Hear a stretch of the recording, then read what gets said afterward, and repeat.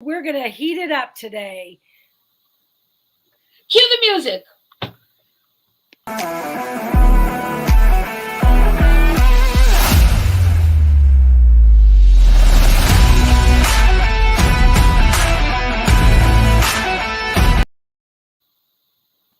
Welcome to the upper deck for Pinstripe Chronicles. I'm Chris. That's Lynn. And that was probably our worst intro because I kind of screwed it up. But I'm not like a professional. I'm just playing. I just play one. We're just a couple of ladies talking baseball. We're just a couple ladies talking baseball. Now, today we thought we'd start off. We saw something interesting. Something's always coming interesting out of Talking Yanks. Lynn, I know you originally saw what they had posted. Yeah. So, and I know that we all know that there's been a lot of speculation basically since last season ended about what opening day lineup is going to be. But when you see something from Talking Yanks, John Boy and Jake, who they're like the closest to the in the know that we have at the moment, and so just to summarize real fast, their projections are DJ at third, Judge at right field, Rizzo first, Stanton DH. So most of those are not surprises. Torres at second, Bader center, Oswaldo Peraza at short. Oswald, sorry, and Oswaldo Cabrera left field, and of course Trevino, because who else? Catching. Right. So if this plays out the way it's here, there are some subsequent implications. So, with the thought of Peraza at second, what does this mean in terms of the role for IKF? You mean that's short? That's short. Oh, so much for me having caffeine. There I go. Pieces. Knowing what's in my head and what comes out of my mouth are two different things. Yes, thank you. That's why you have partners. Hey, good morning to our crew here. Yeah, and so thanks. So great to see you. So Yankee King, you're absolutely right. The lineup is decent. It's not great. I would say. Go ahead, Chris. Sorry, go ahead. No, you start.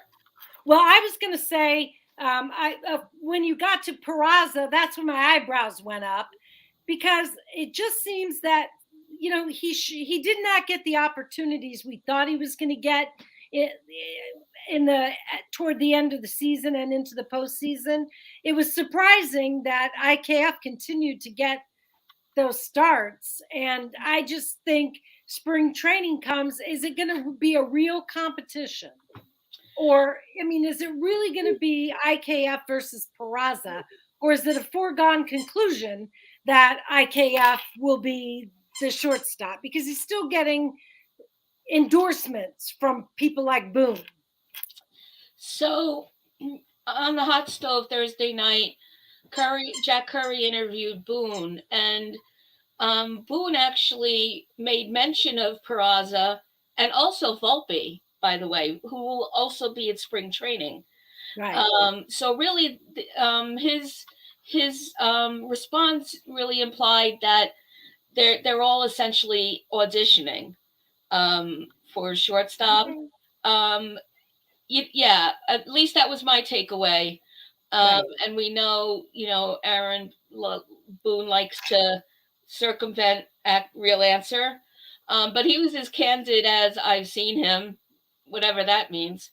But of course, at the end, he made that plug for IKF. So to your point, and they're going to have to continue to defend those contract dollars they spent.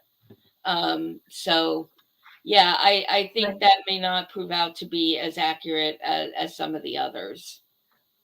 I agree with what Lori says. I hope it's a fair competition. That's all you can ask for. And the same thing in left field.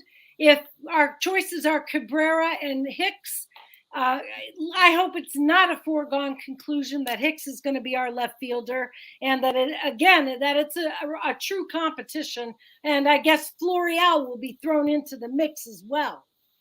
Yeah, and of those three, there's yeses and nos more so for some than others. I mean, we know that Hicks is dominant, more dominant on the field. We don't need to rehash for the 80th millionth time his offense last year. And I'm afraid that Cabrera, not afraid, but I'm not so hopeful about Cabrera being the left fielder because they're going to want him super utility at all times. And when, but I would think then what that would mean is when he's not needed elsewhere, he would be the left field guy. So, yeah, I think it might be first team, second team sort of thing between Hicks and Cabrera. Right. Depends on Florial, Chris, and everyone in the chat. Which right. Without Florial. And Florial, but there's people that argue Florial's had his chances. If he was going to break the lineup, I don't know. Maybe he surprises us and takes the job away from both of them. I'd love it, actually. But I guess this lineup that Talking Yanks that you just read out, it assumes DJ's at third base and that Donaldson is on the bench, right? Is that correct? Yeah, that's what it would mean if what's here plays out. Yeah. So Yankee King, you think that Torres should move to third because he has a better arm. And DJ should be traded and Volpe should be at second. I would say that Torres has already adjusted to a new position by moving to second this season, and moving him to third would be another adjustment.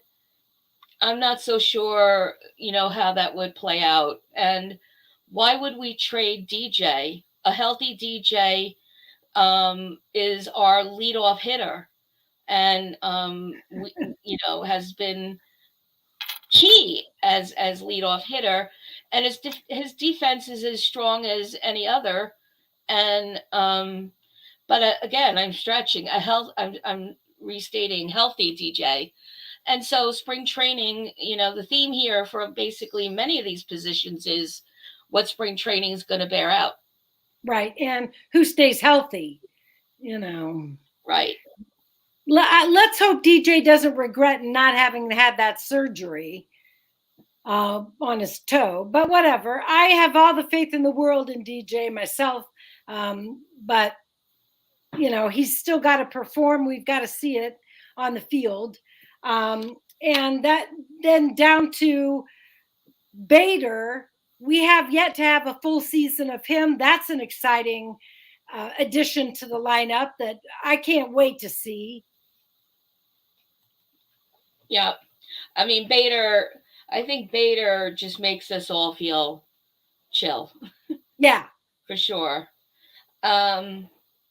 So Yankee King said that Florial has never had a chance to, and I think he means to show what he has. And he said that he should be the left fielder. Okay, well, but hasn't Florial been up several seasons in a row to compete for positions? And Lori, I agree with you. DJ's our super utility guy. And then that means Donaldson at third base. And what do you do with Cabrera if he's not the left fielder? Help me out here. But I agree. I kind of prefer DJ as the super utility guy. Yeah, but he'd have to be somewhere every game if we want him to be our consistent leadoff. Right, that's true. Unless he's DH. But You're we know right. that's basically has Stanton written on the card in permanent ink. Yeah. And I mean, how do we feel about that? The fact that our DH is written in permanent ink. I mean, other teams have obviously survived with that being the case, but has unfortunately Stanton doesn't stay healthy either. So I don't know. Yeah, I think left field is going to be the the biggest question mark. Is currently the biggest question mark already, and we're really just going to have to wait for spring training. And even then, we know, regardless of what spring training shows us, the decision could be the exact opposite. I Right. think we need to manage our expectations about that no matter what, especially since knowing that IKF, has been touted as, the golden child of Right. stuff. Yeah. I mean, does anybody in the chat even remotely see more moves coming from Cashman to perhaps alleviate this block we have in the infield? I don't know. I don't think we're going to see any more moves until at this point. No, and on the hot stove, the opinion was the same. They talked about the buzz that had been going around quietly though about Profar. Right. Everyone at this point thinks that they're going to stick with what they have to look at. Yeah. Interesting discussion going on in the chat without us, Chris. I love noticed that. Yankee And Jay and Lori are having a debate about. yes, and I really appreciate that. Yeah, and to share with everybody else. So back to DJ for a minute. DJ isn't our super utility guy. Cabrera is the super utility guy. Lori thinks that DJ was signed specifically to be just that, utility. Yeah. And I love this back and forth. Yeah. He's DJ's an infield utility player. And his point there is that there's a difference between utility and super utility. Yeah. And in Cabrera, we've seen that, at first it was infield utility, but then he was put in left and Right. adjusted basically seamlessly there. There's a log jam on the infield. And basically what you've got is two utility players and Donaldson, at third, taking up a spot that basically you wish you were getting more production out of, and etc. Right. Exactly. And hey, Brad, good morning to you. Hi, Brad. And so you see that he's saying, I don't believe that our left fielder is on the team yet. Yeah. So, Brad, that's interesting, given what Kay and Curry said on the hot stove. Are you saying that you think that Profar might be the last minute grab? Curious to know that. And Laurie's saying that Profar is a slight upgrade, but not a difference maker. I agree. No, 100%. not at all. And that would be such a Cashman move of late. But those are the kind of moves he's been making lately that are just exasperating. It is exasperating, always has been, and there's a long list of all the Cashman grievances we have. Right. I would think, though, and whatever my thinking's worth in this is zero, but they're already 30 million in on Hicks. And although Profar wouldn't be, a very high get, I think Hal might put the kibosh on that when we're already talking about three possibilities that are already in contract. Right. And Hicks is the elephant in the room. That's for sure. Yep, it is. And really lighting up in the chat and continuing is all about DJ. He's a pivotal figure for this team. He's our leadoff man. Absolutely. And let me ask this question. Yeah. Is this lineup that we just put forward from Talking Yanks, is that enough to win a championship? I mean, we got DJ, Judge, Rizzo, Stanton, Torres, Bader, Peraza, Cabrera, and Trevino. Is that a championship roster? So while we're waiting for our guest host to respond in the chat, I'm going to say take this plus the starting pitching rotation, right, and the answer is yes. Yes. Okay. That's me. Well, yeah. And if you want to segue into the pitching, then I agree with you 100%. The offense itself, I find a little underwhelming at the bottom because really it's question marks with what Cabrera and Peraza would bring. But I would not be concerned about that in the least if that's the way it worked out on opening day. I wouldn't be concerned either. And part of the beauty of not only a stat starting rotation, but high level starting rotation is right, less reliance on the defense and even the offense. If we can keep the scores low and getting those batters out 1, 2, 3. Obviously you need all three things, but and this is also, Chris, I think a good segue in terms of the starting rotation to talk about Montas for a minute. Right. So on the hot stove during this interview between Jack Curry and Aaron Boone, he obviously asked about the status of Montas, and Boone said that they expect him to start a pitching program any day now. He had been cleared by his doctor. He's already, working. He has been working out all along since the injury. And there's no target date for him to be in the rotation, so he's not committing to opening day, but he's very optimistic about it. Right. Yeah, I mean, I feel like saying, yawn, Montas. I'm not sitting around waiting for Montas to get well and come in and take over or something. I mean, if he's healthy and he comes in and contributes in the way that Cashman thought he was going to, then hooray.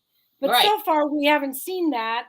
And I'm just as happy to see Herman there, although I realize that's controversial.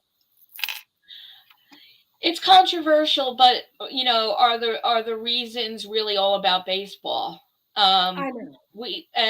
So there's that. But yeah, I think there's two choices there. Boone spoke about them, Herman and Schmidt, and so but he made it pretty clear that it's Herman.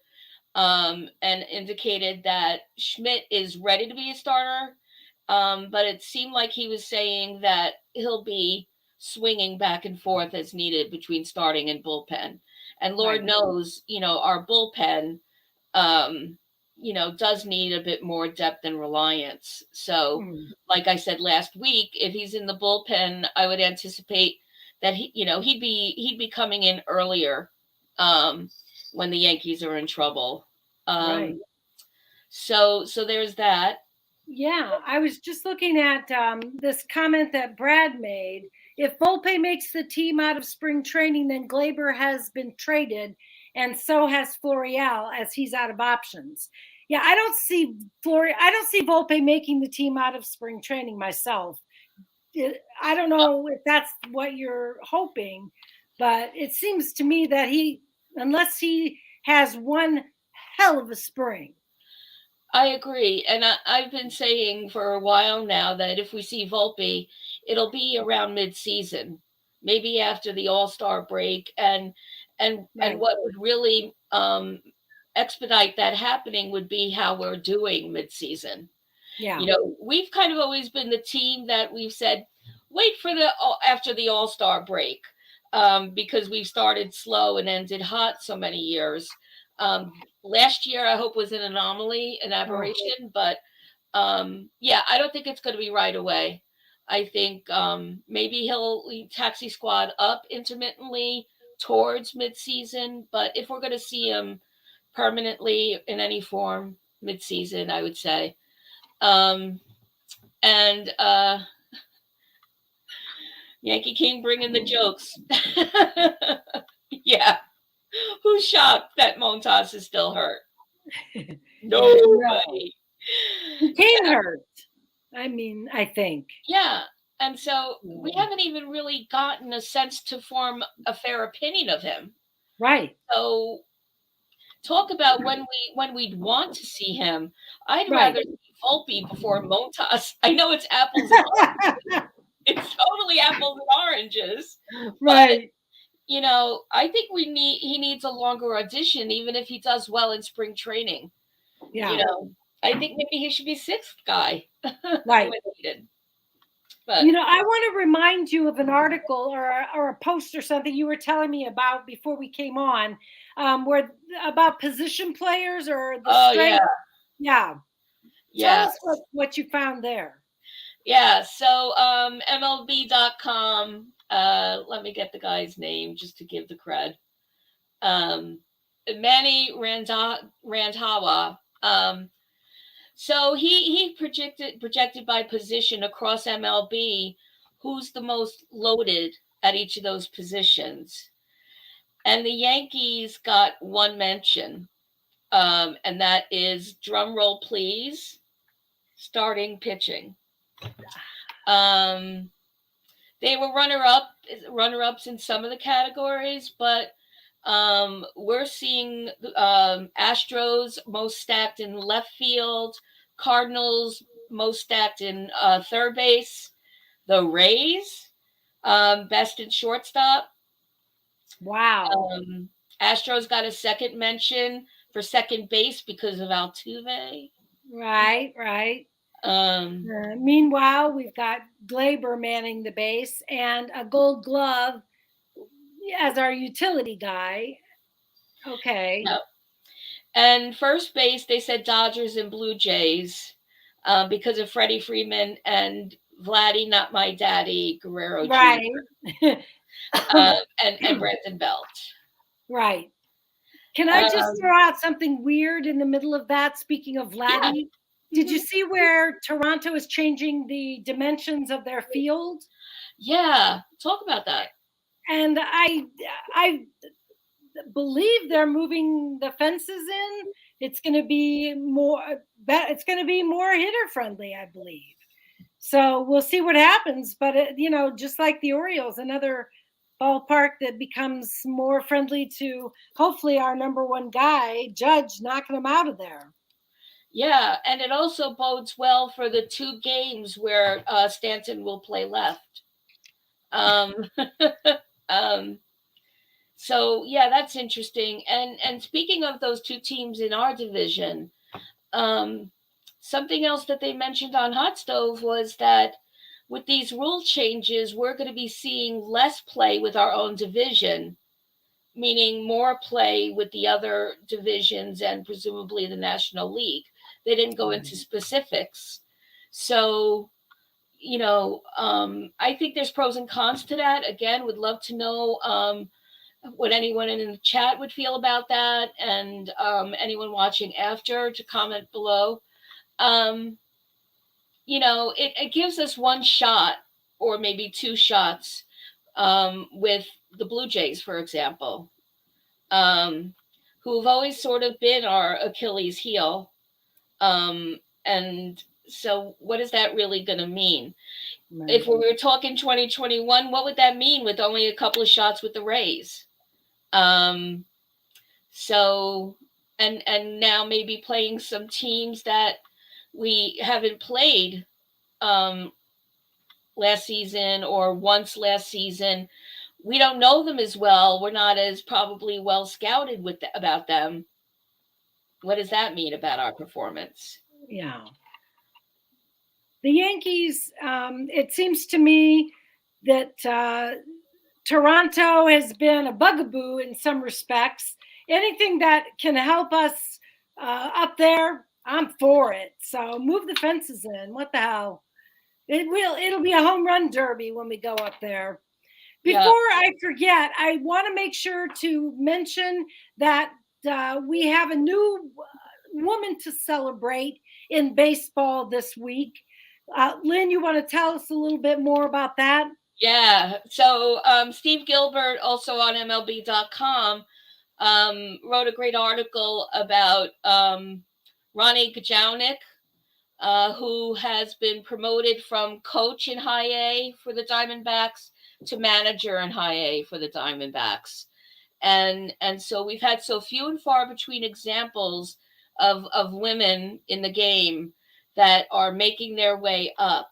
And we just want to take the time whenever we see this opportunity being given that Chris and I highlight it, because it's a huge part of the foundation we developed the show around. And so, one small step for women in baseball, and hopefully one great leap for the ones to come, hopefully soon. Right, absolutely. We applaud both Gajownik. I was challenging myself to actually say her name. Yeah. And Rachel Balkovec. Gajownik is actually the first woman to ever coach at High A. So Balkovec was the first woman coach ever, I believe, maybe in the minor leagues, maybe in any league. Yeah. And now followed by this Gajownik, and it can only go up from there. Yep. And actually in pretty close proximity to each other. So dare I hope for a building trend here. Yeah. Yep. Absolutely. Got to take the news as it comes. Yeah. And last but not least, I want to mention the Minnesota Twins. They made a move at the end of the week on Friday, I believe. They traded Luis Arraez for Pablo Lopez from Miami. And I wondered what people in the chat thought of this trade. I know at one time, the Yankee fans were hot for Pablo Lopez at the trade deadline last year. And still would have liked to seen that happen. What do you think, guys?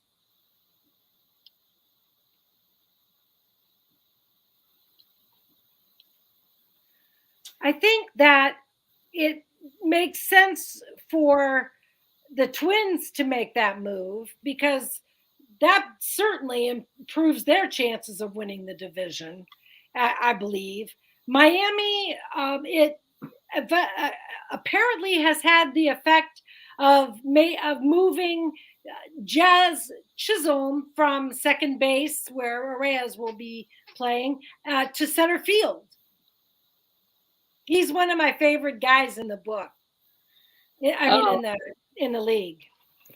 Oh, okay. So one of my favorite players. He's kind of an outspoken, a little bit out there kind of guy, and I like the characters of the game. Well, put him on your wish list. Give Hal a call. How that goes.